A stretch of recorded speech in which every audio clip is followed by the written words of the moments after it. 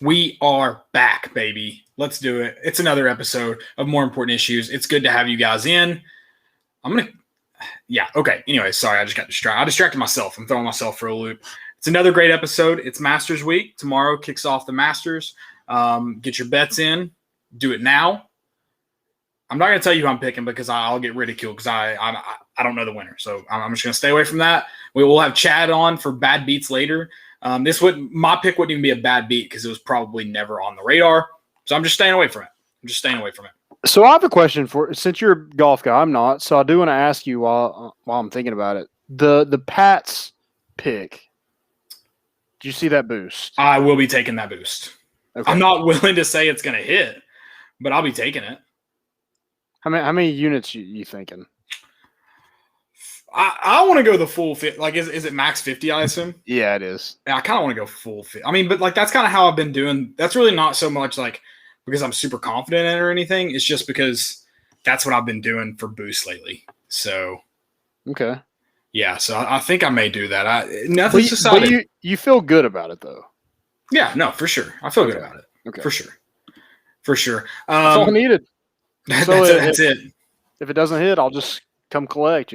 Drive up to Johnson City and 100%. You should do that. You should.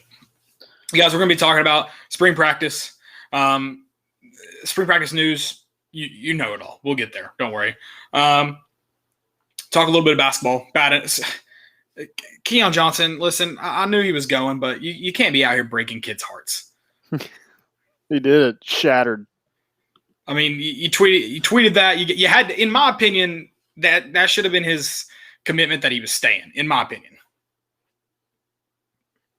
Yeah. You knew it was going to come out of that, but yeah, I mean, breaking kids' hearts. You do you. Right.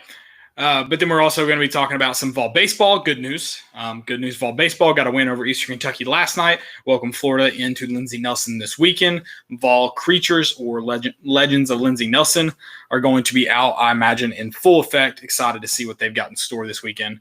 Not just legends, but also Vol baseball. Sweet. That's what we're going for. Landon's already got the broom out, I'm sure.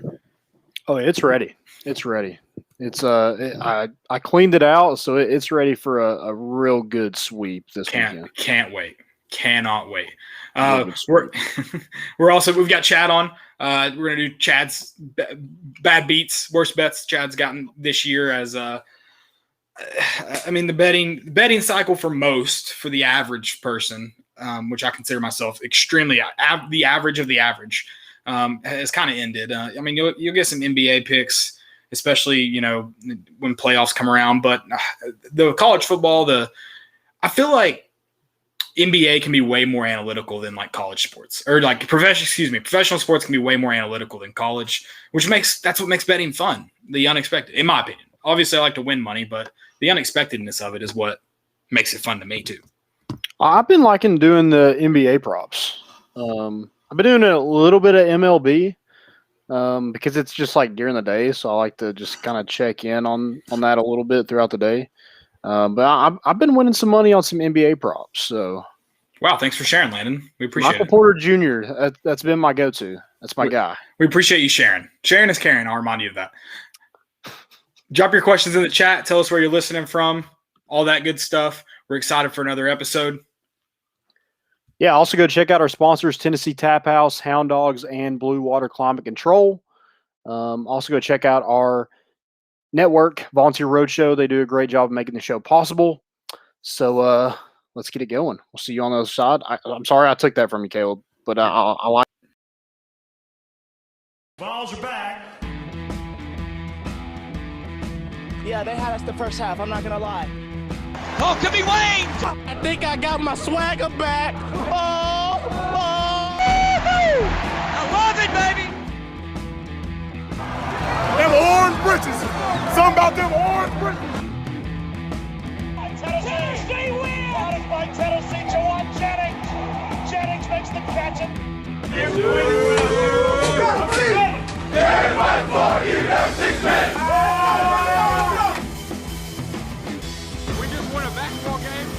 Very happy right now. I made up my mind. I don't expect to ever look back. I want to stay at the University of Tennessee.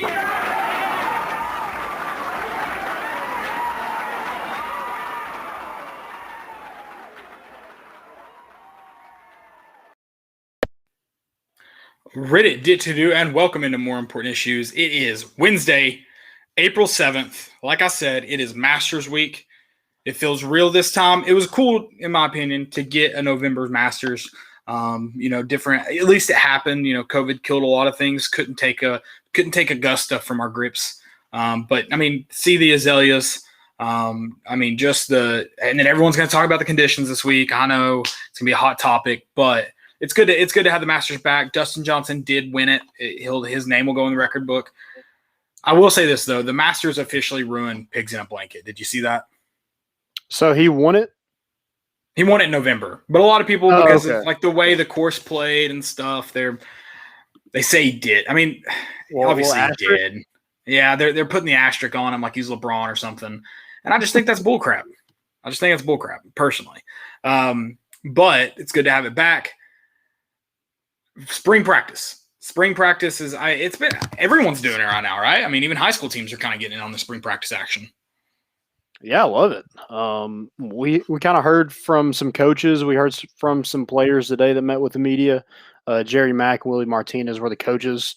And the first person that Jerry Mack pointed out is a name we just keep hearing. And that's Jabari Small.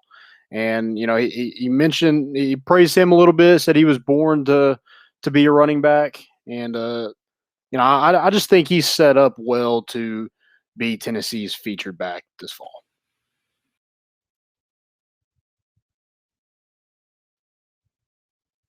I think you cut out. I did. I definitely cut out. You're back. You're back. Yeah, we're working on it. Sorry, a little technical difficulties here as I get everything underway. Sorry, spring practice though. Feel free, Landon. I'm sorry. I'm going to make you repeat it. I know everybody else heard you, but I didn't. So I was talking about how we heard from Jerry Mack, Willie Martinez. We heard from some players today that met with the media, and the first person that Jerry Mack brought up was Jabari Small, and continue to hear praise from him. I'm thinking more and more our prediction of him being Tennessee's featured back this fall is going to come to fruition. Yeah, no, definitely. And I mean, I feel like he's just the easy one. I mean, I guess, you could have they mentioned D Beckwith too, how he's just kind of, he's still obviously learning a ton just about the position on a daily basis. But they did mention him. But yeah, I think Jabari Small is probably going to be your number one guy when the fall, at least when, September rolls around. Yeah, and he was asked today what was it like when Eric Gray and Todd Chandler decided to transfer, and his answer was next man up. Yeah. So, you love. Yeah. I mean, he didn't really show any love toward them, which it is what it is. Those guys were kind of playing, so I don't know. I don't get the whole transfer if you're a starter and you're producing. I just don't understand the transfer, but whatever. I guess they put it out there where they can do it, so they're going to take advantage of it. Right. But yeah, I'm liking what I'm hearing from Jabari Small. Also, D Beckwith got some praise. I'm kind of being an intelligent player, and he just looks like a freak. When you see a 6'5" guy in the backfield, you're like, holy crap, this sucks. But he just looks like an all-around athlete. I think you can use him in a number of ways and at a number of positions. But, I'm interested to see how they kind of use him at running back. Yeah, no, I think that's a good point about him kind of being unusual size. You don't see that often. I just the way Heupel uses athletes in his system, I think they'll certainly find a creative way to do it. But one guy we haven't talked about much, and he's not practiced yet, right? Tyon Evans? He is practicing limited capacity, okay. But I think he's kind of back. I think he was in non-contact, or he wasn't in shoulder pads the first couple of days. But I think they're working on getting him back to full health. Gotcha. Okay. So that's a guy could be in the number 1, number 2 JUCO running back coming out of, coming through this class. And certainly a guy that I think will have an impact. how much of an impact. You mentioned how just Jabari Small seems like the number one guy. So I think how much of an impact is definitely in question, but I think he'll see the ball plenty. Yeah, and Jerry Mack mentioned him too, that he's getting better and better each and every day. So that's good to hear that you have a number of guys that could see playing time this year. It's not just one guy getting the bulk of the carries. And I think Jabari Small said today, he mentioned a guy like Jalen Wright is super fast and learning the position, getting used to that game speed. But, he's a guy that can be utilized as well. So I think you have a ton of options at that running back position. It's just like how do you use them? And does that have to do with your offensive line? Does that have to do with your quarterback? Are you wanting to go more power backs at times, or you want to go, speed and try to get on the outside? Do you want to utilize them a lot in the passing game? So I think you have a ton of options. So I'm super excited about that running back room, because I think it is probably your most talented room. It's unproven talent, but I think there's a lot of talent in that room. Whereas at a linebacker position, how do we always get back to the linebacker? I don't know. I mean, it's just, it's what keeps me up at night. Oh, you're staying up. You're waiting to. How do you sleep, man? Yeah, I mean, I'm looking at the roster. I'm like, well, he's not there. He's not there. What are we gonna do? But I think they'll find some bodies. Hopefully. I mean, that's the big thing. Hopefully. Could it get much worse? I don't want to say that. I guess it could. But I mean, they were terrible last year too. Yeah, but one of your better players was also there, and they were terrible. So I'm willing to say, yeah, it could get worse. I'm willing to say that. Yeah, that's not good. Not good. I don't like that. Thanks a lot. I can't sleep tonight either. You're welcome. Just doing my job over here. Yeah.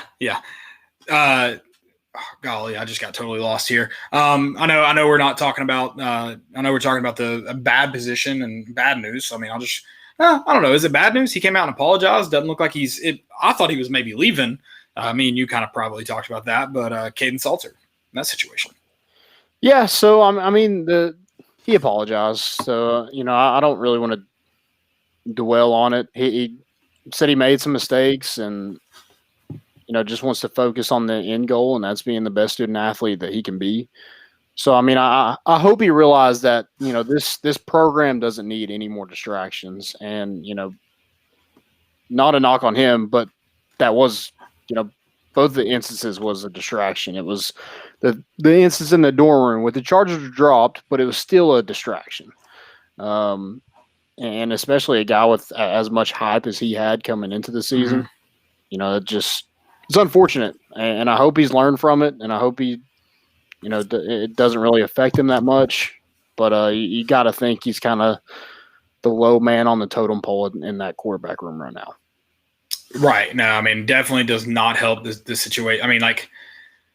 Don't know how great of a chance he had being. I gotta think he had pretty much the same chance as everybody else. With a new coach coming in. But I don't exactly know that to be true. But yeah, definitely did not get off to the hottest of starts. Yeah. And this program as a whole they need all the positivity they can get. And the negative headlines, guys getting arrested, things like that. You just can't have that right now. Your program's not at a place where you can afford some of that. Right. So, like I said, good for him to coming out and apologizing. Hopefully, he learned from it. Yeah, just do better. That's all you can hope for right now. Yeah, and hopefully he's back, and hopefully he is able to kind of right the wrong there, and we'll see kind of where he's at come this fall. Right. But yeah, he's probably behind a little bit, I'd say. Right. We are down on Twitter right now, so we need to maybe let our followers know. It looks like Periscope's having an issue. Broadcasts are just not available. I know do you know what's going on? So Periscope is no more, like the app's non-existent. Did we officially lose it tonight? I did not know that. Yeah, Twitter bought it a long time ago, but I think they're officially like moving to a different platform. So we are not on Twitter. But thank you for everybody joining on YouTube and Facebook and all that good stuff. We do appreciate it. But yeah, Twitter is down right now. So if you're listening to this today in real time, and you're like, hey, I didn't see that, that's why. For some reason, we're down on Twitter. I am trying to figure it out, actively looking for solutions. I will say, I don't know. Oh, just on the Kaidon Salter thing, just move on. Hopefully the apology maybe means he's on his way back to the team. I know that is just me like hoping and maybe some assumption from the apology. Nothing's been like officially announced. Just for someone to come out and make an apology, I got to think there's a chance of maybe like on the right track to return. Yeah, hopefully there's some dialogue there with the coaches that are just like, sit him down like, hey, man, we can't have that. We really like you as a player, as a student athlete, but, hey, we can't have the distractions. So, yeah, we're going to have to right the wrong somehow. So, maybe you just run him to death. I don't know. I don't know what you do. Make him run Neyland Stadium with Mike Eckler. I was about to say, make him run to work with Mike Eckler. Yeah. Like just or whatever, wherever Mike Eckler's running. I don't know if he really knows exactly where he's running, but you get it. Yeah, he won't make the mistake twice after a run with Mike Eckler. I gotta after that marathon down I-40, I gotta think he's good. He'll be done with that. So sure. Okay. You got any more spring practice news updates? Did you know that? I mean, Princeton Font didn't even know that Noah Font was his cousin until the other day. So, okay. Did you know that? I didn't know that. That's kind of interesting how he was moved to tight end, and that's what Noah Fant plays too. So, Fant or Font? Now I'm confused. I thought it was Princeton Font. Is it Princeton Fant and Noah Font? I don't know their names, apparently. I'm going to say Fant because it's Fanta, so I'm going to say that. Okay, that's fine. I have no idea. That whatever you want it to be, it's yours. I mean, we weren't in Neyland. I don't think he's ever caught a ball while we were in Neyland, so there's just no way of knowing. That's true. It's a good point.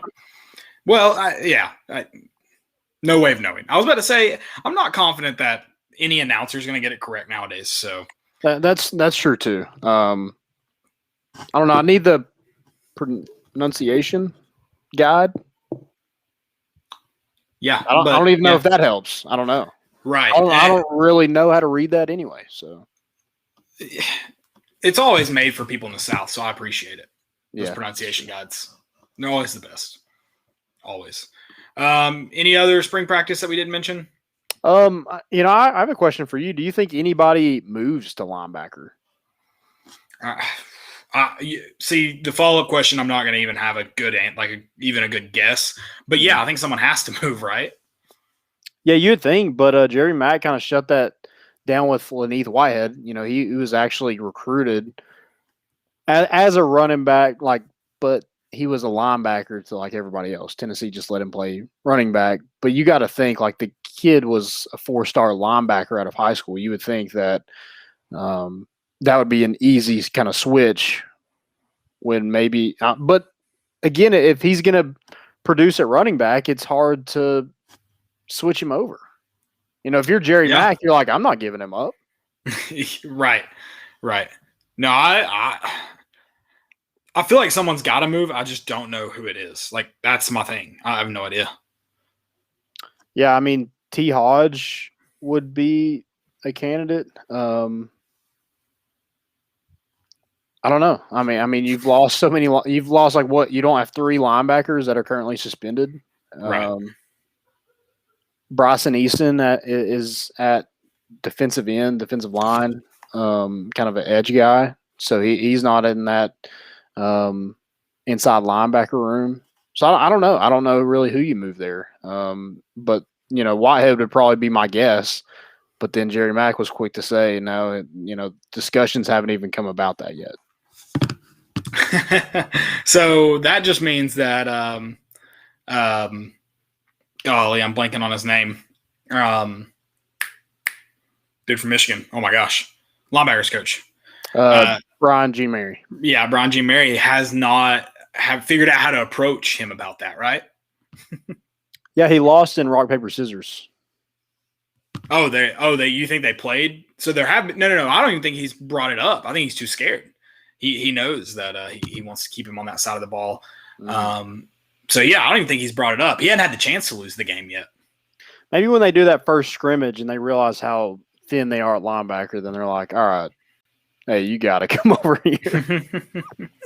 Yeah, and I think that's like if you're a player and you've got your offensive and defensive coaches arguing, you should feel honored that they want you. Because trust me, those coaches, they've dealt with the guys where they're like, hey, like they'll go into the meeting room and they'll be like, hey, man, this guy's a pretty dang good defensive back, right? Because he just wants him out of his drills and meeting room.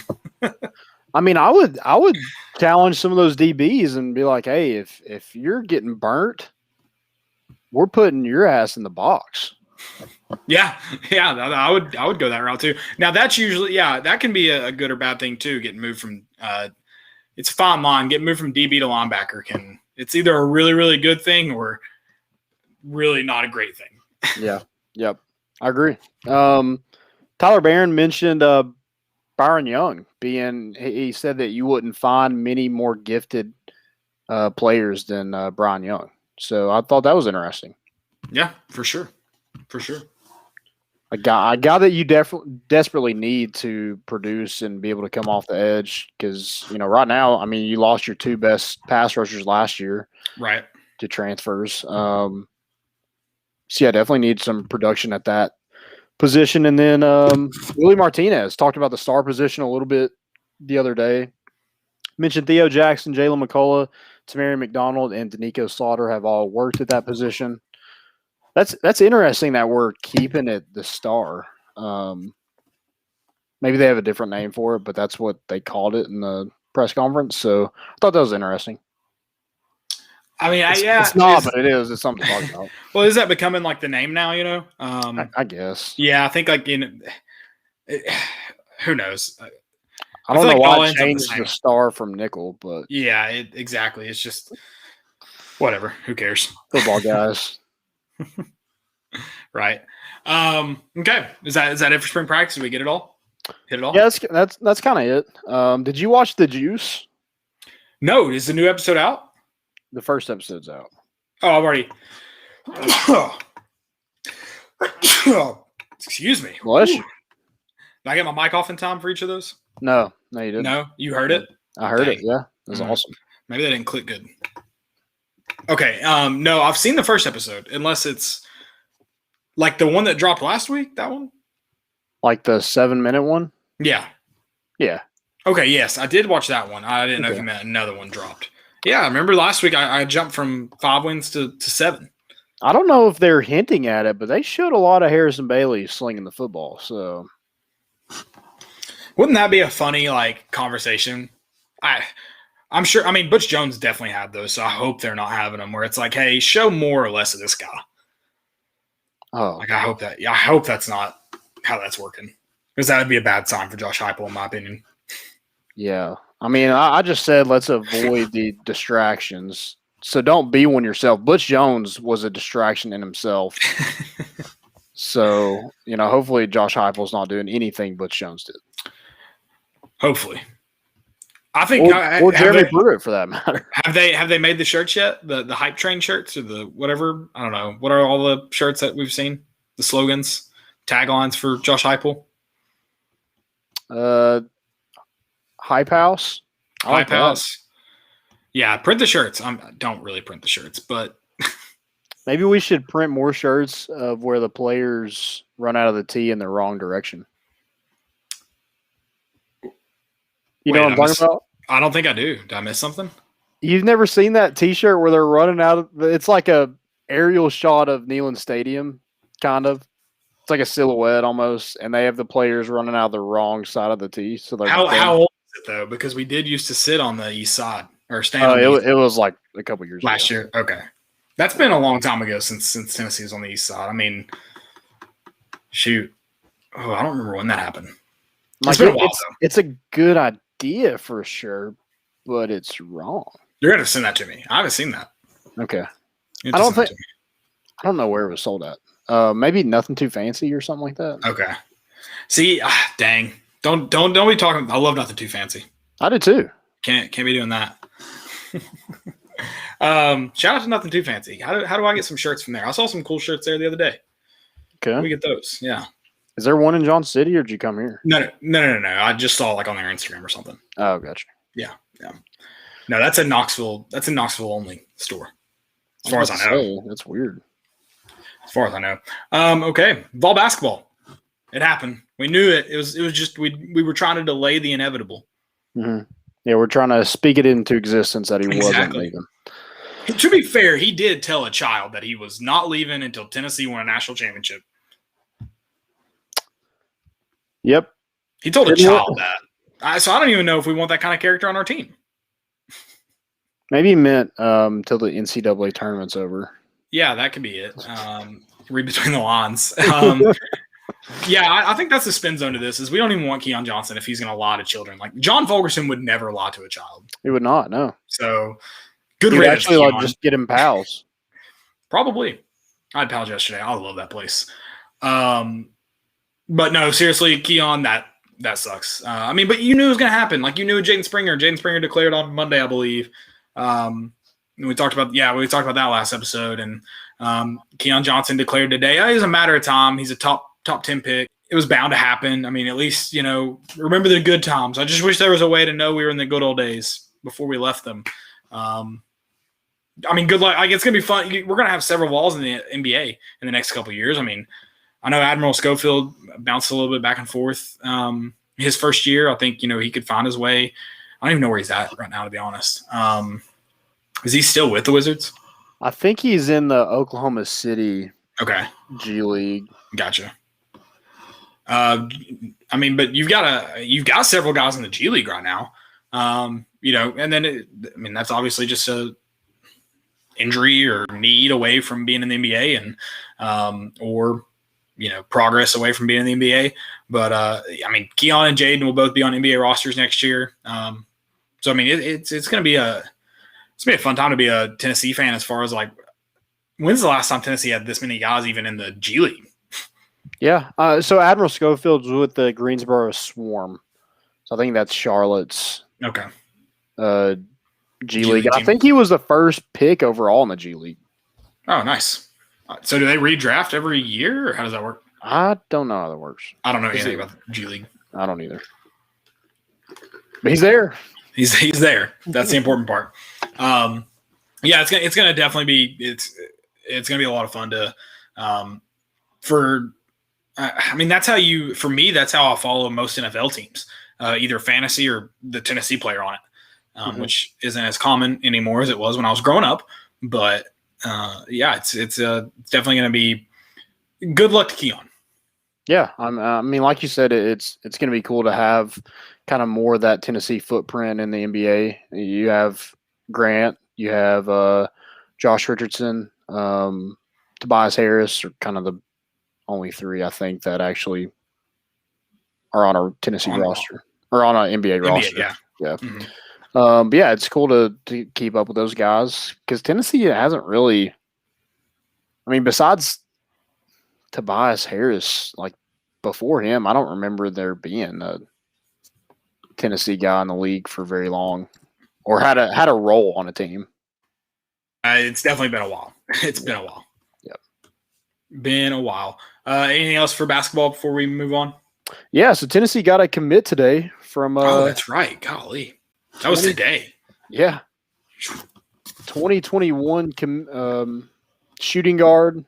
He's at a Monteverde Academy in Florida. They just won the national championship over Kenny Chandler's team at Sunrise Christian.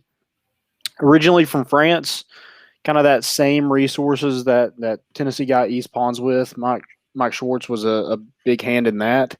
But he picks Tennessee, and I watched his highlights. He's a good shooter, can put the ball on the floor, super athletic. He's 6'6", 185, so kind of a longer guard that can defend. He talked about, I think I watched his thing with Austin Price, and he talked about defense a lot, and that's good to hear because you lose two really good defenders in Jaden Springer, Keon Johnson, and East Pons. So hopefully he's able to carve out a role in this team. Don't know a lot about him as far as that goes. I think he's a 3-star in Rivals, and I think that's basically because Tennessee offered him. I think George Washington, Georgia, TCU were other teams kind of looking at him. But yeah, Quentin DeBunji. I'm going to go with it. That sounds good to me. Yeah, I think he seems to maybe be a little bit more more of a basketball player than Yves Pons was coming in. We're going to compare him to Yves Pons because he's French, and that's the easiest one to compare him to. But yeah, I think it's a pretty good commitment. Still need Tennessee at some point in some class to address the big man issue, in my opinion. Yeah, I agree. Definitely got to get one. But I like this pickup. Again, you get, a kid from a winning program. He talked about in his interview with Austin Price that he played point guard when he was younger, so he's really good with the basketball. So, yeah, I think he is more, a little bit less than a project of East Pons, maybe not as athletic. I don't know what his musical talents are, but, I don't think anyone can be as athletic as East Pons. Now, I've heard some good careless whispers, so maybe he's got the sacks. I don't know. Yeah, I mean, there's no replacing East Pons, but it's you lose a Frenchman and gain a Frenchman. So hopefully he has some hidden talents that we'll kind of uncover during his time at Tennessee. But yeah, good commit. We don't know a lot about him, but hopefully we'll find out soon enough just how good this kid is. And Tennessee believes in the kid, or they wouldn't even attempt to put him on the roster. So, yeah, no, for sure. Good pickup for Tennessee. Excited to see where this goes. Vol baseball, good win, big weekend coming up. Can't wait to see what happens at Lindsey Nelson. Yeah, scored 4 runs last night against Eastern Kentucky in the first inning, and kind of never looked back from there. Won that game 10-1. Tennessee pitched 9 different pitchers, so 1 pitcher an inning. Trey Lipscomb continues to really show out in the midweek games. He was 2 for 4 with 2 RBIs. I think he had 2 doubles in the game. Logan Sintra he's had a heck of a last 3 games. And those 3 games, I'm talking about the 2 Saturday against Alabama, Sunday against Alabama, and then Eastern Kentucky yesterday. And those 3 games, he's 5 for 12 and 4 RBIs, 2 doubles, and a triple. So, I mean, he's not just hitting singles. He's getting extra base hits. And the kid looks like an MLB prospect. Right. I mean, he's 6'5", a kid that's athletic, kid that can swing the bat. Only a sophomore, so Tennessee's going to have him at least 1 more season. So I think that's big to kind of get him producing a little bit. Both those guys, Trey Lipscomb and Logan Sintra, you have options. If somebody's not producing, somebody's injured. Logan Sintra played against Alabama on Saturday and Sunday because Liam Spence is dealing with an injury. And, Liam Spence was able to bat, but he wasn't able to go out in the field and really cover that area. So Sintra played for him and also batted 9th in those 2 games and really kind of made his presence felt in the SEC, which, I think is huge. And Tony Vitello mentioned last night that this team really hasn't reached its potential. You have a lot of guys struggling right now at the plate. Yeah. 2 of those guys are preseason All-Americans, and Connor Pavoloni and Max Ferguson are batting in the low 200s right now. So if they get going, I think Tennessee is, they're already kind of set at the top of the SEC. I think we're tied for 2nd in the SEC. We're also 2nd in the SEC East behind Vanderbilt. Right. But I mean, if those guys get going, I think Tennessee can go as far as anybody. It's just getting to the postseason, and then you kind of see what happens from there. Hopefully, you get hot. But I think Tennessee has a real good chance to finish out this SEC season strong. You play a Florida team this weekend who is kind of all over the place. They have the talent to beat anybody any given night, but they got swept by South Carolina. They swept Texas A&M, and then they go and beat Ole Miss, who is one of the top teams in the country. They beat them 2-1 last weekend. So definitely a team you don't want to take lightly.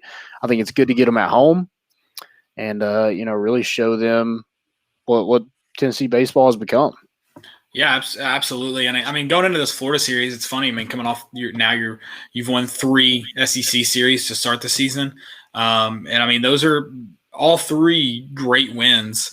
Alabama being arguably your weakest, but also listening to SEC coaches going into that series talking about how Alabama's kind of the sleeper right now in the SEC. A lot of people mentioned just played some tough opponents to begin with, and could be a really, really good team down the stretch. So I don't know. For me, it feels like outside looking in, you're like, oh man, we beat number 7 Georgia. We swept LSU, who I know is struggling, but historically a good program. And then you get the series win over Alabama, and it's like, oh, like wouldn't it be nice to kind of get a load off your chest there? But no, now you got to turn around and welcome Florida home, and that's just the grind of the SEC baseball. And I mean, you do kind of got to embrace that, and it's definitely going to be a challenge. I like what you said about getting Florida at home. You get Florida and Vanderbilt at home the next 2 weeks. I mean, if you're gonna play those 2 guys, which you have to each year, you'd rather play them at home. And so getting them back to back is going to be nice for Tennessee and at home. I think it's going to be a great experience for the players. I think the fans. Hey, if you're Lindsey Nelson, you should be thinking about this week and next week as a bid for Tennessee to host a regional. That's right. Yeah, that's a good point. You really should be. And I know the legends of Lindsey Nelson, we shout them out a lot on the show because they deserve it. We're going to do a good job. But yeah, if you're there this weekend, think about it like a bid. If you want to see baseball in late May, early June here, there in Knoxville. I'm sorry I said here, like I'll still live there. But there in Knoxville and there at Lindsey Nelson, be thinking about it like a bid. You've got Tennessee, which I know, that series with LSU, Tony Vitello mentioned Knoxville kind of coming alive as a baseball. They kind of already were a baseball town, but maybe not known as well. Now people are starting to find out. You keep showing people because it could be a really great experience the next 2 weekends with a big matchup with Florida this weekend and then welcoming Vanderbilt is number 1 in the nation, correct? Still? Yeah, and, I don't – hopefully Tennessee's able to knock them off, but I don't even think a series win really knocks them out of the number 1 ranking because, I mean, that team is just stacked. Right. But, hey, a sweep might. So let's get them brooms ready, baby.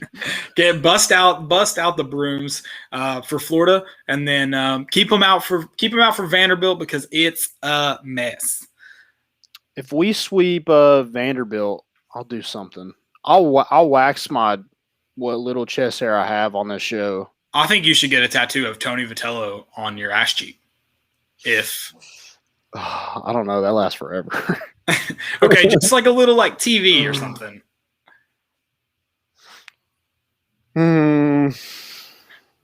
Maybe like a little tiny vol script. Okay, we'll do that. Okay. But I think Tony's going to be around a long time, so I think we should keep it. I also I think we should work on making some Tequila Tuesday shirts, so that way maybe pushes the envelope for Vol Baseball for Ross Kivett to get Tequila Tuesdays in the works. I agree. Yeah, I mean, could you imagine, like, the legends of Lindsey Nelson are already rowdy. Can you imagine them on a Tequila Tuesday? Yeah, maybe don't. Okay, that's a good point. If you have a ball card, you can't participate in Tequila Tuesday. Yeah, no, not a chance. Tennessee welcomes to Knoxville, Florida, 6:30 p.m. Friday night's first game. You get all night. Well, obviously Sunday afternoon happens. Sunday afternoon, that can't really be changed, but you get an all-night series pretty much on Friday, Saturday nights. Let's do it. Yeah, let's go get the win. And with this team, they just keep like getting milestones right throughout this whole entire season. They broke another one last night. It was the first time that they have went where it's best records through 30 games. They're 25-5 since 2004. And to put it a little bit in perspective, in 2019, that team was 1 win away from going to a super regional. They were 22-8. So even better better than that team, which was a super talented team. So, get you a little bit of excitement going for this week. Blood flowing. Get the blood flowing. All right, let's do it. We're also we're going to welcome onto the show our good friend Chad. I'll be honest, we're bringing Chad on for comedic value, if you will. I'm sure he's made some good bets, but as a guy who allegedly logged into his FanDuel account, allegedly, I can say that he's probably not made some good bets this year. Oh, there's been plenty of those. I do want to start before we get into like your worst bets. Did you bet and did you win money on the national championship game? Are you playing Warzone right now? What does that sound? No, I was typing. Oh, Sorry. It sounded like gunfire. Oh, it sounded like gunfire. I'm a fast typer. Yeah, I had Baylor plus 4.5, so that won pretty quick. I mean, it wasn't. I didn't have much on it. I don't have much left. Smarter man than me. Yeah. Yeah. Did you guys have any money on that game? Yeah, and I don't want to talk about it. Thanks for bringing that up, Chad. I guess so a lot of people were like, this is the least entertaining national championship game I can remember. Now, yeah, there have been some super entertaining national championship games to kind of rub it in Landon's face. Is it 2015? Well, I think 2016 national championship game, the UNC Villanova buzzer beater. Yeah, nothing's really going to top games like that. Right. But I think I thought it was very entertaining. Counterpoint, I fell asleep before the end of it, but that's because I'm just old. I mean, it definitely it was entertaining because the underdog won. But as far as a competitive game, it wasn't that competitive. But see, it still felt competitive to me because you kept thinking, all right, when's Gonzaga gonna turn it on and start coming back? I kept thinking that was going to happen. That's why I kept watching. But it was also kind of nice to just see the overall favorite just go down in a burning plane crash. Yeah, I would have rather it been Kentucky. That would have been more fun to cheer for. Obviously. But so yes, if you're going to say, was it ever a close game? No, I mean, from the tip, it wasn't. But Gonzaga was, and you knew how good of a team they were. You knew how quick they could score, especially late in the first half when they got it down to 9 points, I think, at half. They were pushing Baylor. And me and Landon have been talking about the whole season how Baylor can just go on these runs and just absolutely demoralize you. Well, they just went on one of those demoralizing runs in the first 2 minutes and put Gonzaga back, just completely put them back. They had no chance. When they brought it within 7 points, Baylor goes on another run to just absolutely demoralizing. So I thought it was entertaining because I thought Gonzaga, if Baylor hadn't played their best game all season, Gonzaga could have easily come back and won that game. Yeah, for sure. Yeah, I just think the way that they played Kispert and Timmy, they just they just were not prepared for how good Baylor's defense was. I think they knew how good they were offensively, but I don't think they were prepared for them defensively. Well, and then Jalen Suggs gets 2 fouls in the first 3.5 minutes. Yeah. And he played well, but, Kispert and Timmy did not. No, they didn't. All right, so Chad, worst beats of the year. Is Iowa in this? Iowa, and you can do football too. Screw Iowa. The entire Iowa basketball team all year. I lost so much money on Iowa this year, thinking, I hate Iowa. Score 80 points, and then they score 60, and then everyone touts them up as this great. They were going to be so good this year, and they just weren't. And I obviously fell for it. I don't know anything about basketball. Even if I did research, I don't know what I'm looking at. I just hop on trains, and hopefully it turns out well, and it never does. Can I tell you too though? What's funny is it isn't even just people who are betting or like Emily. We did a bracket. I made her fill out a bracket. She picked Iowa to win the whole thing, and I loved it. I laughed. She's like, "Why are you laughing? They're the number 3 seed or something like that." They're not. It's not like she picked a 14 seed to win it. I was like, I've lost a lot of money on Iowa, and you just lost your entire bracket because of Iowa. This is by the time they were in the tournament, I'm like, I have learned my lesson. This team stinks. Iowa should have warned everyone about the Big Ten. What's stupid is Luka Garza won the National Player of the Year, and you can't tell me Luka Garza is better than Jalen Suggs. There's no way.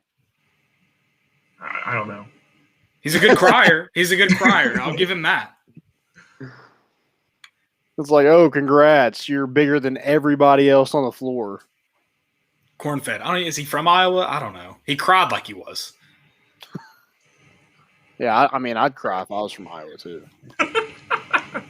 Do you have a specific game that really lost it for you? Was it Illinois, Iowa? Were you there that night when everyone had money on it and we got reamed? Yeah, that was. I think I was, but I don't think I bet on that game for some reason. I think I was almost already out on the Iowa train. Riley lost $50 on it, so that was. Yeah, that was. I didn't lose that much. I think I lost 10, which I know everyone's like, wow, Caleb, that's a full unit for me, guys. Yeah, that's a lot of money. That's 2 units for me. That's 4 for me. Chad's bankroll. Chad, that's 5 for you.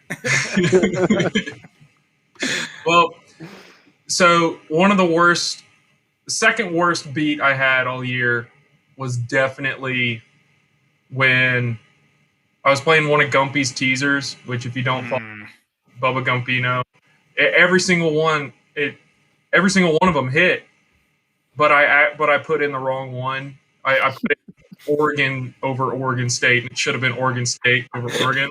So that was one of the dumbest things I did. Everything else hit, and Oregon State hit. I'm looking at it now. It was. We've all done it. We've been there. It was plus 415. I had $15 on it, so that just ruined me for a while. I think I stopped for 2 weeks for that. I mean, the amount of times I've put some long shot parlay together and everything but one hits, and then I started researching round robins, and I really still don't understand them. No clue. There's no way. There's no way they win money ever. So what's your top? Was your top Iowa? No, my top one is the one time when I listened to that one dude who said Beanie Blinks. Yeah, Beanie Blinks. who I know I'm hot, but he's 100% into me. That's he convinced me to take the under in the Ravens-Browns game from this year, and under was 43 or something, and I pulled up the final score. Final score was 47-42, and I put $50 on it. What game was that? Ravens-Browns this year on Thursday night, I remember. And it was a great game, but I couldn't enjoy 1 second of it because it was done. Even in the first quarter, I think it was over. I do remember that now. When one team hits the over, that's depressing. Oh, it was awful. The best one I had was that one thing that we all hopped on one. So we're all in a group gambling text full of low rolling degenerates. And one day we're going to hit big, though. That's important to note. Eventually, and then we'll cover all our losses and come out even. At one time, baby. One time, would you rather have gambled and won or gambled and lost rather than not gambled at all? One time, Landon put that Thanksgiving Day parlay together. It was plus 650 odds, and it hit. And that was just one of the best. We all put $15 on it at least, and that was the only time I've ever had fun. That was a good one. I do remember that. I was outside, and I was like, I just need them to score one more touchdown, and they did. And I threw my phone. I don't know why I threw my phone, but I did. So you had to buy a new phone with your winnings. No, it hit. It was freshly cut grass, so it was a little bit of pillow grass. Okay. I did the thing where I throw my phone into the couch. Yes, big fan of that. Yeah, Like somehow it always lands. but Dad's got fresh Bermuda out there, so yeah, it was nice and comfy. It was okay. On the side of the mountain. Yeah. The worst one I've ever done is the Memphis Grizzlies were up 25 points on the Lakers, and they had it as a pick 'em, like live bet pick 'em. It was in the second quarter. I was like, oh, money line. Put $25 on it. Lakers won by 12. I was like, what? Yeah, that dude. Does that even happen? That's not your fault though. That's a smart bet. You know? Like That's what I thought too, and I was like, "Whoa, okay, well, I'm a moron." I was like, 25 points in 2.5 quarters, easy money. Nope, they got destroyed after that. As soon as I put the bet in, it was just like 3, 3, 3. I was like, "Damn it!" Speaking of the Grizzlies, they're a covering machine right now. I picked them last night. Are we going Grizzlies to cover all the time? I didn't pick them today. I picked the Hawks to cover tonight. Hey, Chad, you're gonna. I don't know if I should tell you this. I feel like they're gonna start losing if I do. But those 2x3s, dude. That in the life of me betting them, max, they've only both have lost once. Yeah, I know. But dude, I should have never touched that one. It was even money. I should have. That was when I was like, because my thing's been, it's always been like you win $2, $5, $10 if one wins and the other doesn't. Yeah. And when they were even money, I was like, I'm not touching it. I'm not touching it. And then FanDuel's caught on. They're putting in even money now where you can't win any money unless both. No, last night it wasn't at even money. Last night it was at like plus 105. Yeah, plus 105. Okay. Yeah. So I won $2 or $52 last night. So, or you only got one in, right? I only put one in because I didn't even know they were there, and I was going to bed last night and I saw it, so I put it in. Yeah, they usually do all the boosts by noon, but those they do at like later times. Yeah, they don't want you to see them. Yeah. Chad, are you putting money on Pat's boost? I saw that. That's not a bad little boost. I told Landon, you can't make me responsible, but I'm doing it. Let's do it. Plus, I'm doing 50. I'm doing max wager. God. All right, I have $0 in my FanDuel account, so I can't do that. You want me to? I've got your mom's number. I forgot her name. You want me to call her and see if she can transfer? Or No, don't do that. Because Mom used to pay you for rent. Yeah, I don't think I actually have her number, but I could see. We owe you money for letting us be in your wedding, so maybe we'll get that to you as a wedding as a wedding gift. Okay. I'm not giving you any money. You owe me. You actually gave us the best wedding gift best groomsman's gift I've ever received. I'll tell you that. Thank you. You're welcome. I mean that honestly. Oh, Landon's going to get it because he hasn't drank it. No, I was mad. Oh, I gave you condoms. Jesus, man. I mean, it was. You never used those. It was a man's gift. There was like airplane bottles, condoms. I don't know what else is in there. There's a cigar in there. Cigar, yeah, there you go. Yeah, I was balling on a budget, so I'm not big money Chad, so I couldn't. Chad's is like obviously the whiskey's cool, but bourbon. What is it? But the label is what makes it great. So this is what I got them. They're not going to be able to. And then I put like a custom label on it. They gave me. Can't. You can see groom. That's all you can see. But it's custom. It's cool. Chad did well. Yeah, he did. It was the only non-homosexual way I could come up with a groom gift. You're getting married to a woman. It's pretty heterosexual. Yeah, but like. Oh my god! Y'all two are the only two I've given them to. I've asked everybody else, but I'll take theirs. You can't mail liquor apparently. You cannot.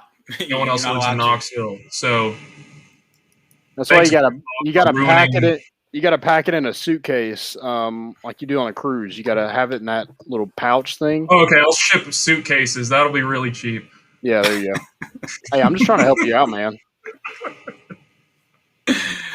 Oh my god! All right, I was trying to like brag. I was gonna be like, hey, here are the best bets I placed this year. But I actually can't see my transaction history, so I don't really remember. And I've had some horrible losses, like picking Gonzaga money line the other night. I think my biggest wins have been like same game parlays in the NFL. I did the Ravens was a big one with Lamar Jackson. I think Deshaun Watson and Will Fuller in the Texans. Yikes! You should have to pay that back. Wait, that was a big one on Thanksgiving. Was that one? I didn't get that bet in. I was somewhere on Thanksgiving where I couldn't get the bet in. I don't remember where. Yeah, it was tough. But all right, y'all ready? There was one time a couple weeks ago when Caleb drove to Virginia and got all of our FanDuel. Hey, dude, Jesus Christ, man! Deny. And didn't do anything with our FanDuel password. You don't know who's watching this. Golly, you know how much money I've made on FanDuel this year? I'm trying to get kicked out of that sports book. I'm up $400, guys. So no big deal. Ooh, okay. How much have you gambled? Me? Oh, I don't even want to know. I've gambled over $4,000. I bet I'm probably close to that. $177, and I've won $1,730. So that is I bet like over $50 a day. That is a net total of negative $146. Damn it, Chad.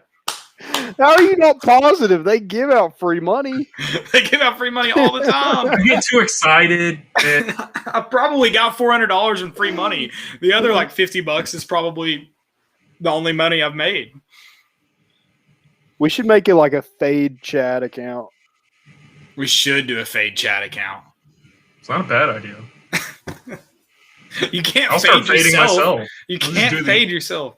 It could be like fade, like you could put like a silent E on your name. So like fade Chade, but it's Chad with a silent Right. E. Let's not do that. Let's go over what we've learned in the past, I don't know, 5 months gambling. What is that? I've learned nothing. But I mean, think about it. Like, I remember we all went to Sono that one time, and we took some boost, and by now we've all learned that boosts are just like, it's bait. Like, you know boost it's gonna hit. But at the booster time we were traps. like, oh shoot, that's a boost. Let's do that. And it was some dude to get the first touchdown, which is always a long shot in the first place. It happened though. But, The first time we did it, it happened. It hit. And we sucked it. Yeah, you say like we know, and I do. You're right. I do know that booster traps, but I'm still betting them. Yeah, that was the first week of I used to Tennessee, be so like- all the boosts were going to hit because they wanted to trap us into spending more money. Yeah. But They knew people like Chad were going to lose it. What have I Make learned? Chandeliers off losing bets. I've learned teasers are a good thing. I won recently in March Madness. I won $150, $130 on a teaser. Teasers are good. I Teaser. learned that. Yeah, I didn't really get into teasers until like the end of March Madness. See, and college football teasers are even better than any basketball one I've seen. I won money on college football teasers. One I miss thing I college football. like doing, especially in basketball, is betting a favorite with the spread. Because, like, you got to, like, in the back of your mind, you always got to have, like, okay, these guys do not care about the spread. So if you're going to bet anything, you got to really like that that they're going to cover, or just bet the underdog and hope they don't give up. Yeah. Like, I don't know. They're just kids, man. What about Pete Alonso before his at bat today? Someone told him the over was 9 or 8, and he hit a home run. Did you see that? Good teams win, great teams cover. I lost 2 money line bets yesterday in the MLB, and they were both off walk-offs. Oh, but see, that's a good loss, right?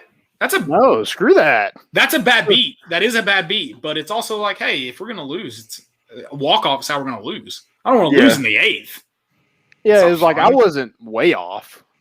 Right. Like the Grizzlies, I was way off. But I thought the Grizzlies were covering. What's going on? Well, they are now. But No, they, that one pick you had a while ago. Yeah. Don't do that. So I don't appreciate Chad Landon. I don't know if you picked up on this. Landon's been holding out a lot of bets on us, and he has. I don't like it. I bet like $60 a day every day. I know, and you win a lot of them, and don't tell him, dude. Yeah, what the hell? I just look at games, and that's my me time. I'll go on a 15-minute break at work and just. Your me time and my me time are a lot different. Well, I can't do that at work, Chad. It's frowned upon. You can. You can. You might get fired, but you can. They're watching. They got cameras in the bathroom there. That's nice. That's hot. Well, my computer at home has a camera. Oh, what are you using that for? You got an OnlyFans account? No, Zoom. Sticky notes. But over the camera. I did not know where you were going with that. Yeah, I was like, that's kind of weird. I take lockdown browser tests all the time. Also, so Chad, you asked what we learned from betting. I thought you wanted me to say that I shouldn't gamble.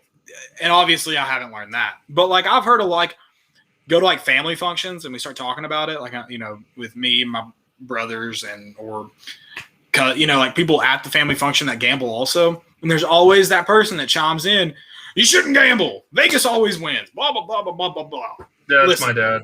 Vegas can suck a fat one. I'm up $400 right now. That's like, so my dad would never do it, but he's also like interested in like, if I win, he's like, do you have any money on this? How much did you win? Like he's interested in it. He would never do it. He likes it from afar, like Mike Leach. That's what my dad does. He's like, wow. So, they just kicked a field goal super late that had nothing to do with anything. What was the line on this, Chad? Can you explain that to me? And I'm like, over text? No. Wow, dude, your dad's just trying to bond with you and you just shut him down like that? I mean, I'll explain it to him, but I'm not going to type out a 5-paragraph essay over text trying to explain gambling to him. So did you send him like a Zoom meeting? Yeah. That would have been smart. Would have been smart to do. Yeah, see, everyone that does it is, I don't know. I thought that's what you meant is, or have we learned to walk away while we're hot? Because I'm not one to walk away while I'm hot. I'm gonna stay in the game till it's burned down. I've learned a lot about some teams. Like never bet on Iowa in anything. No. Never. Always bet on the Chants. Always bet against Tennessee. Yes. Yeah, that always works out pretty well. And then always bet in favor of Alabama. Alabama won us a lot of. I hate them, but they won us a lot of money on that national championship. Hey, do you remember when we were supposed to win $100 on a $1 bet thanks to Tennessee and we didn't? Because we lost to an offensive line coach that is the head coach at Arkansas now. Like I think Jared Verse should have been fired then.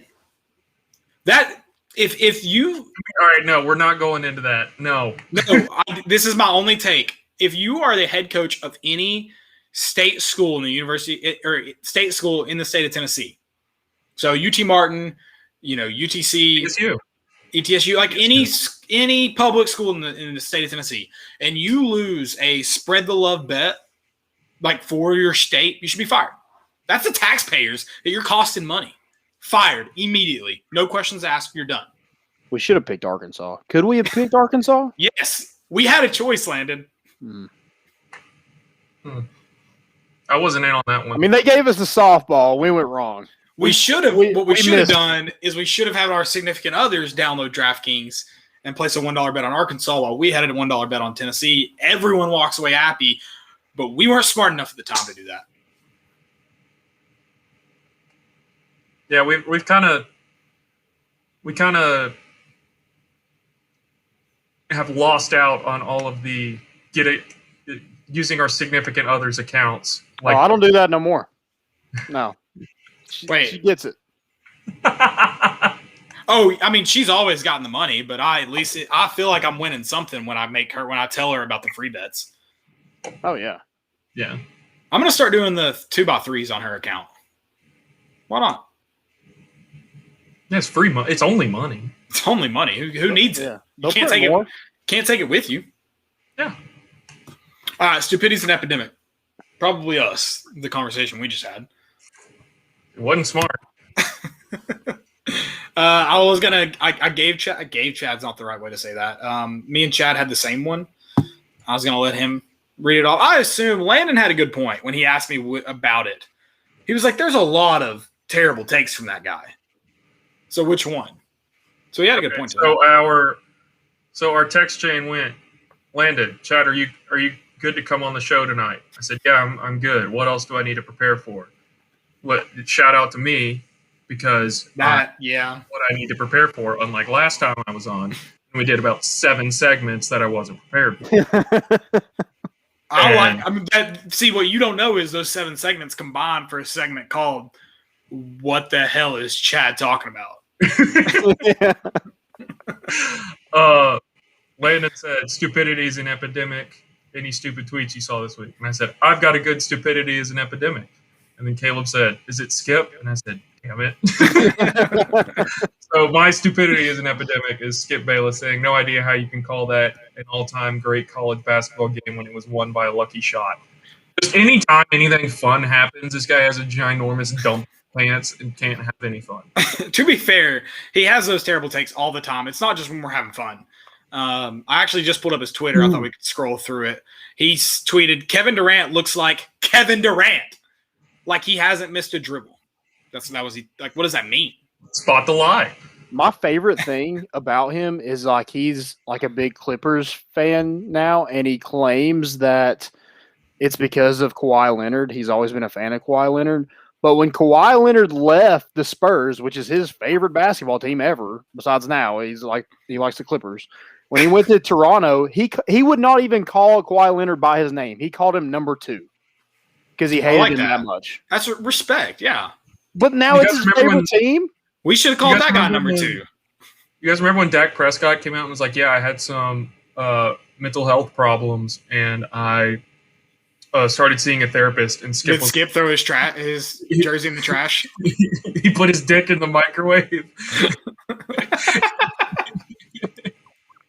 He was like, "The Dallas Cowboys quarterback cannot be weak and have mental problems." Everyone was just like, "What?" Why does Skip Bayless take so many shirtless pics and post them? It's so weird. Like, dude, like 65. Pretty hot. I mean, like, yeah, you look okay for a 65-year-old, but no girl's like, "Oh yeah, that's a hot 65." I don't know. He looks like he's been dead for 20 years in every one of those pictures. Well, his wife's name is Ernestine, so yeah, they play catch every time that he gets home. They play catch? Like baseball, football? What do you that? You guys didn't see that? It was one tweet from a while ago where he was like, "One thing Ernestine and I have always bonded over, having a catch." And they're just throwing a ball inside, listening to music. And that's a vibe, bro. It's just such a weird. I bet he like tells her you didn't throw that right. It wasn't a good enough spot. What do you think they listen to when they do that? Freeform jazz. I was gonna go something like basic. He's like, "I love the Grateful Dead." You probably haven't heard of them. It's probably just like Jerry Jones press conferences. Have y'all seen the video of someone took Skip's takes and put him to where it sounds like he's having an argument with himself? Aaron Rodgers is undoubtedly the best quarterback in the league. And he's like, no. Aaron Rodgers is the worst quarterback in the league. Didn't they have Michael Rappaport on Undisputed the other day? What was that laugh? You sounded like Jonah Hill on War Dogs. No. Yeah, that's that. That's that laugh. Dude, Skip, I'm glad. I will say this. For all the Skip haters, Skip Bayless makes this world a more fun place. I'll say it. Yeah, it's like anytime you think like you're not happy, you just go on. Like Skip Bayless is way unhappier than you. He's just mad. Like, why is he always mad? Landon, you can't even afford a microwave at waist height. Get out of here. Where do you keep your microwave? On the counter? It is on the counter. But I think it's higher than waist high. It's like I know. Skip keeps his at waist height. You're not rich enough for that. Do you have a space in your cabinet for your microwave? I don't know. It was in that place when I got the house, so I have no clue. Get your bread. Do you keep yours right over the trash can? Just out of curiosity, because I don't. I don't either. No. Yeah, Skip does. He's better than me and you. Landon doesn't throw his jerseys away, fish them out of the trash off camera, and then throw them. He also challenged Jamal Adams to like a race, and I was like, "Ooh, here's a good question. This is an old take. Who's more successful, Skip Bayless or Richard Sherman?" Ooh, that is an old take. Quick, that's probably the. I thought you were going to say Stephen A, and it's got to be Stephen A.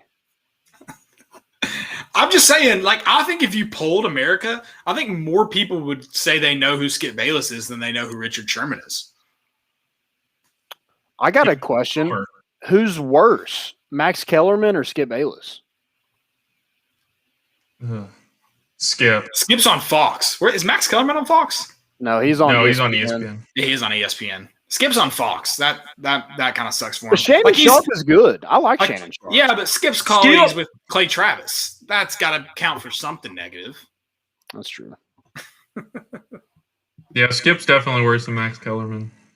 Max Kellerman, you could. So you talk about that video of Skip debating with himself. I bet you could do that with Max Kellerman easily. Iguodala. He has the most like he has to like walk into work and they're like on his door. It's like, hey, here are the absurd takes you're gonna say today. He doesn't know what they're gonna be, so they may not match up with yesterday's. He just knows he has to say it. I can't believe he said that. I'm not shocked at all. Fate of the universe. I want Iguodala. Well, I mean, that's an absurd question to ask anyways. This isn't freaking Space Jam. But you could name literally like 1,000 people besides Iguodala. Hey, why are people mad about Space Jam? I know like people are like cancel culture or something. What's going on? I don't really give a shit. I don't know. I'm all for it. Cancel Space Jam 2. Yeah, like no movies are out, so you're mad that one's about to come out? The jerseys do suck in Space Jam 2. I'll say that. The OG Looney Tunes jerseys were way better. I mean, they do have a lot to live up to. I'll say that, but yeah, they stink. Nike ruins everything. You're not going to see frat guys in 20 years wearing those jerseys. No, don't tempt them. That's a bold take. I don't know about that, Chad. I've seen some terrible frat jerseys. Like that one guy who would always wear like a Michael Vick one and carry that dog around. Is that a Halloween costume or someone did that for fun? Yeah, it was like every time we went to that fraternity party, it would be the same guy wearing a Michael Vick and he'd have his dog with him. It was the weirdest thing. Hey, he's just trying to remind you Michael Vick's a good, misunderstood guy. I guess so. He did his time.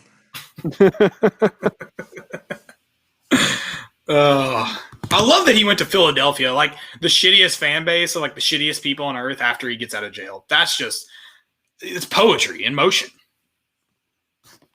Poetry in motion. I'm sorry, I've taken us way off topic. Stupidity's an epidemic. Landon, do you have any? I don't have any. I was just reading Skip Bayless's tweets earlier, and I just kind of got mad and just put my phone down and didn't even save any of them. I had a great time scrolling through Skip because when you said that, I pulled up Skip Bayless's tweets immediately, and it's been a lot of fun. I've got one from a random guy. He tweeted, I don't even remember what it was a response to. He tweeted, Tennessee. He's a Kentucky basketball fan. That's important to note. He tweeted, Tennessee fans are insufferable. You get swept by every major rival in every major sport. Basketball is a major sport. and Kentucky hasn't swept Tennessee in I don't know how long. So, and what counts as a sweep? 2 games? I would think it would have to be at least 2 games. And football, you can't. It's physically. We don't play enough games to do that. Yeah, we don't make it. Like you'd have to play in the college football playoff or the SEC championship, and you don't have to worry about that. So at this point in my Tennessee fandom, it would be an honor to get swept by Alabama.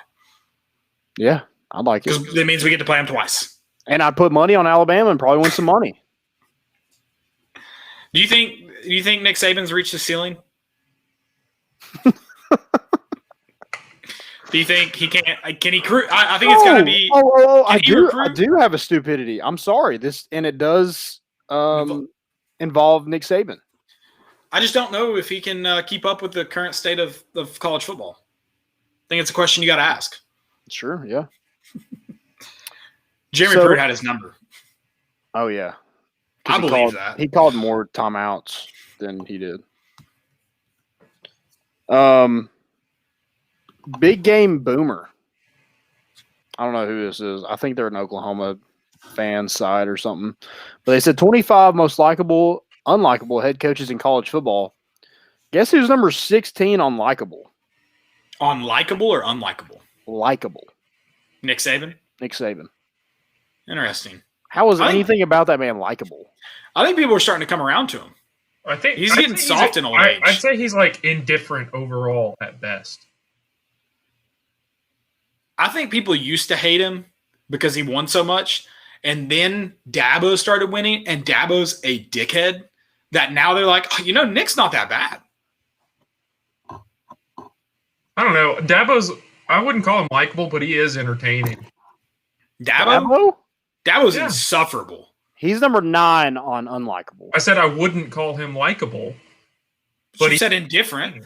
I like how much he's Saban's indifferent. I feel like the country's view of Saban is indifferent. Dabo is just, he's not likable, but it's kind of like Skip Bayless. No one likes him. It's just really interesting to see what takes he comes out with. Yeah, no one likes him, but a lot of people don't like him. Yeah, I hate Nick Saban. We're talking about Dabo. Who are we talking about? I mean, I don't really like either one of them. No, I hate Nick Saban because he's a coach for Alabama. I'm just saying, I think a lot of people used to hate him because he won so freaking much. Then Dabo comes along, and they're like, that dude sucks way worse. Okay, David Cutcliffe is 22. I like David Cutcliffe a lot more than I do Nick Saban. Send me this list again. Yeah, I kind of want to see this too. How is David Cutcliffe less likable than Nick Saban? He's an old man. He's just too old. Too old. I agree. Where's Mike Leach on that list? Is he number 1? He is number 11 on likable. I just don't get the fact, You throw some coaches at me, I'll tell you where they're at. Lane Kiffin. I love Mike Leach. Lane Kiffin is number 2 on unlikable. He's what now? Say it again. He's number 2 on unlikable. Wow. I saw that and I was like, I kind of like Lane Kiffin. Yeah, I feel like that's a bad. I feel like he's kind of indifferent. Like people don't like a lot of people don't like him, but a lot of people do like him now, but they didn't like him before. I don't know. Ed Orgeron. Coach number 1, likable. Ooh, whoa, careful, Chad. He's number 6 on likable. He's about to get canceled. Okay. What do you do? I don't know. That whole thing with LSU. Apparently, he might have been covering some stuff. We'll see. We'll see what comes out of it. We'll wait. We'll wait. Yeah. Yeah, exactly. Tom Allen. Tom Allen is number 1 on likable. Wow. Good for him. John Harbaugh. Jim Harbaugh. Sorry. Is number 3 on unlikable. Honestly, my stupidity as an epidemic is Mrs. Harbaugh, the one who named her 2 famous coach sons, Jim and John. Can we not get John and, I don't know, Mike? To be fair, it was James and John. You get it. Like, just at least something close to being different. People get those mixed up all the time, including myself. Chad, they're disciples, okay? She had 10 other options. Judas Harbaugh. That's better ring. A little close to Easter for that one, Chad. Whoa. Okay. Clay Helton. Who's he Clay the coach Helton, for? he's number USC. 19 on unlikable. Really? I found that interesting. Okay. Landon, send me this list. Okay.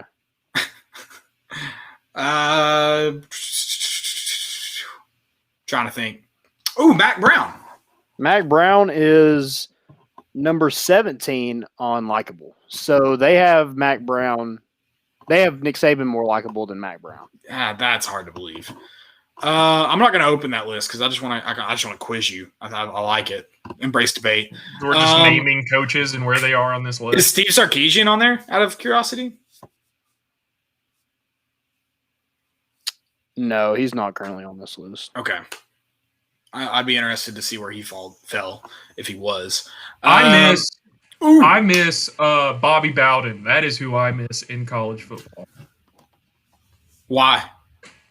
Because the ability that man had, granted, I was young for a lot of this, but looking back at some of his press conferences, they're absolutely hysterical. Where he'll cover these kids' asses to no end, where they'll be like, what's his name? I can't remember the name of the comedian, but he's got a whole bit about this, where he's like, Coach, your kids broke into a department store and stole a bunch of clothes. He's like, they did. They did. They stole them and gave them to the homeless shelter. The reason they did it. You'll just send me that bit. I haven't seen that. I'll send it to you. Okay, I had one before Chad rudely interrupted me. Dang it. I was thinking Big 12. Throw some Big 12 coaches out there. So number 1 on unlikable is Brian Kelly. Okay, that's perfect. He killed a kid, so that's not shocking. Butch Jones is number 6 on unlikable. That's the influence Tennessee fans have. And low. so Nick Saban should be on the unlikable list, in my opinion, because no one gives a shit about Butch Jones outside of Tennessee. Greg Schiano is 12 on unlikable. And no one gives a shit about him outside of Tennessee. Why is Mario Cristobal on unlikable?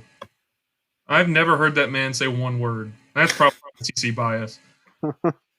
I mean, they're in the Pac-12. They play like at 12 o'clock at night, so no one actually sees any of their games until it's in the college football playoff or we're putting money on it. Where's Mike Gundy? Mike Gundy is number 9 on likable. Interesting. I love Gundy. Any other coaches? We just said his name. He just got a raise. Dang it. What about Bob Stoops? Not Bob Stoops. Kentucky Stoops. I don't see him on here. Yeah, I thought he might be on a likable list. Okay. He's at Kentucky. No one gives a shit. That's probably why. What about good God, I'm blanking on his name. Georgia. Kirby Smart. Where's he He's at? number 10 on unlikable. Yeah, I was Greg Schiano, only number 12 on unlikable. Dude, he wouldn't even be on there if it wasn't for Tennessee fans, though. No one gives a shit about Greg Schiano. Yeah, no one cares. I mean, I think the public. I don't know. How did people not like Ryan Day? I think he's got a shady past too. I think he's in that. Yeah. I think he's in that. Tom Herman. He's number 9. He's number 18 on unlikable. Yeah, I think he's in that Urban Meyer, Tom Herman, Zach Smith situation. Okay. I think he's tied into all that. Gotcha. So I think I know he's at Ohio State, and people just hate Ohio State. So. The Michigan bias. Right. Yeah, that's gonna help that out. What about PJ Fleck? Is he on there? Likable, I'd assume. Yeah, PJ Fleck is 21 on likable. Okay. Matt Campbell, where's he at? I don't think I see Matt Campbell on here. Wow, I thought he. Hey, you guys remember when Baylor got basically the death penalty for their football program and cleaned house, and they're already back to being a top 10 football team? Yeah, let's diagnose it. Why does Tennessee suck? I think like in general. But you think what? The Haslams? I think it's the Haslams, and I mean a lot. It's got to be just administration. It comes down, leadership. But like, how many regimes how many years? How has Tennessee not at least got like lucked into something? Yeah, I don't know. That incompetent, I guess. It's a bad beat, man. We were born in the wrong generation. The 90s would have been fun. Oh, God. I don't even think about it. Born a little late. I'd definitely have liver failure by now. I don't know. I mean, I guess it depends on how you drink. You drink out of happiness or out of sadness. If it's out of sadness, you were born in the wrong era. Good point, Chad. That's a good point. I'm glad you raised that. So I don't do sadness. I usually just go exactly. home and That's sulk. me. Yeah, That is so true for our friend group.